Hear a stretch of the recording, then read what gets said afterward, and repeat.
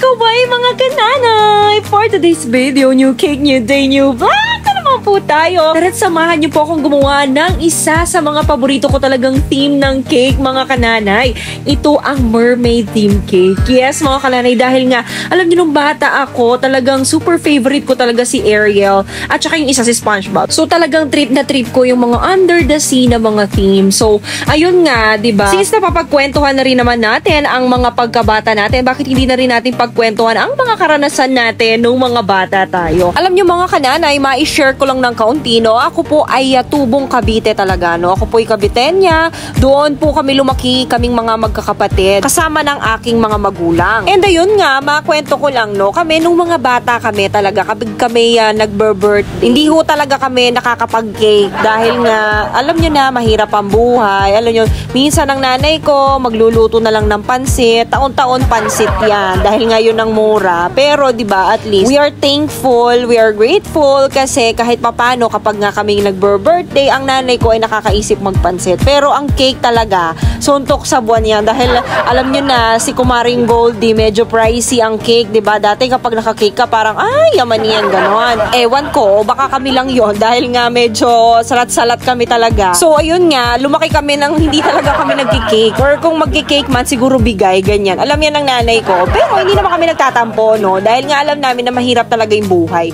Tapos ayun nga, habang tumatanda ako, parang nagkaroon ako ng ganitong feeling na yung kapag merong okasyon or ano, ang lagi kong dala cake. Siguro sa mga nakakakilala sa akin, kung sino man kayo dyan, comment down below, diba? Talagang, kunyari, mag-visit ako sa isang friend, ganyan. Diba yung iba mga dala, magbibili ng, kunyari, pasalubong, ganyan. Ako, cake talaga yung dala ko. Di naman lagi, pero talagang mangilan-ngilan talaga sa mga friends ko. Talagang ganun yung bit-bit ko lagi, half roll or ano, ganyan. Basta cake, ganon. Siguro, dala ko pa rin yung feeling na, alam mo yun, dati kasi pag may nagbibigay sa akin ng cake, yung pakiramdam na parang, ay, nagdala siya ng cake, ang special ko for her, ganyan, ang special ko para sa kanya, ganon. Ganon dapat kaarte, yung pagkakasabi. Char! Anyways, yun na nga, yun talaga yung reason kung bakit ganon. And dito na rin, nung nasa Pampanga na ako, at yung natuto na talaga akong mag-bake ng mga sarili kong cakes. Merong mga family gatherings or kung birthday man ng mga kamag-anak ng aking asawa na ako na nag-volunteer na, okay, I will bring the cake. Ganon.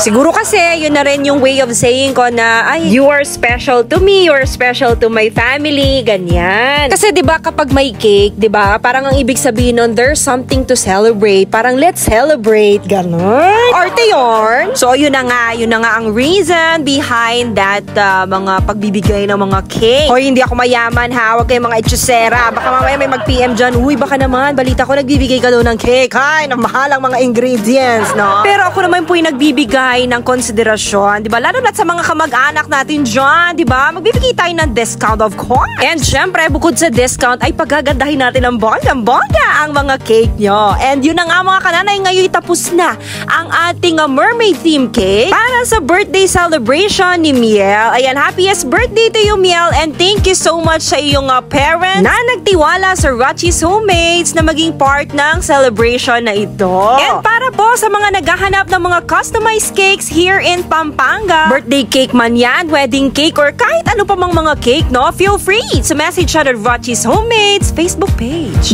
Maraming salamat!